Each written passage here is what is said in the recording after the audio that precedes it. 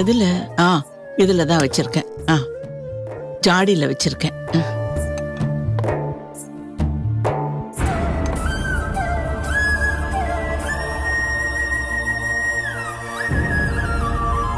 பாட்டி கொஞ்சம் சீக்கிரம் வாங்க. வரேன் லட்சுமி.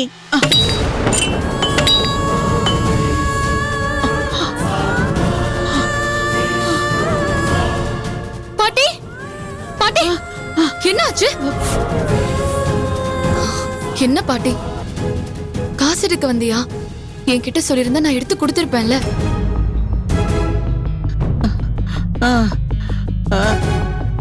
சரி விடு விடு, தெரியாம கொட்டிடுச்சு. நீ வா.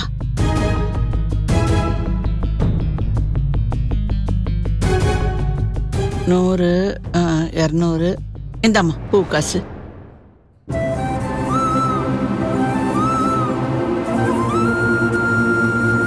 பாட்டிமா சொல்றேன்னு தப்பா நினைச்சுக்காதீங்க.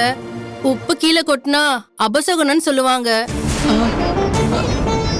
அதனால எந்த நல்ல காரியமும் இன்னைக்கு செய்யாதீங்க பாட்டிமா. ஏதோ மனசுல பட்டதை சொன்னேன். அப்புறம் உங்க இஷ்டம். வரேன் தாயி.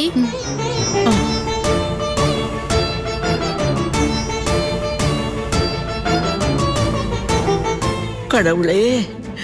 பாட்டி, உப்பு கொட்டினது அபசகுனம்னு தானே யோசிக்கிறீங்க? எனக்கும் அப்படிதான் பாட்டி தோணுது. இன்னைக்கு கோவில்ல வச்சு எனக்கும் அதிகம் கல்யாணம் பண்ண வேண்டாம் பாட்டி. இன்னொரு நாளைக்கு வச்சுக்கலாம். இல்ல மகிழினி, உன் கல்யாண விஷயத்துல ஒவ்வொரு தடவையும் ஏதாவது ஒரு தடங்கள் வந்து உன் கல்யாணம் தள்ளி போயிட்டே இருக்கு. இதுக்கு மேலையும் தள்ளி போட முடியாது. இன்னைக்கு உன் கல்யாணம் கண்டிப்பா நடந்தே ஆகணும். கோயில்ல வச்சு சாமி முன்னாடி தானே கல்யாணம் பண்ண போறோம். எந்த தடங்கள் வந்தாலும் அந்த சாமி பாத்துக்கும். பாட்டி, அபசகனுன்னு தெரிஞ்சும் ஏன் பாட்டி இப்படி பிடிவாதம் பிடிக்கிறீங்க?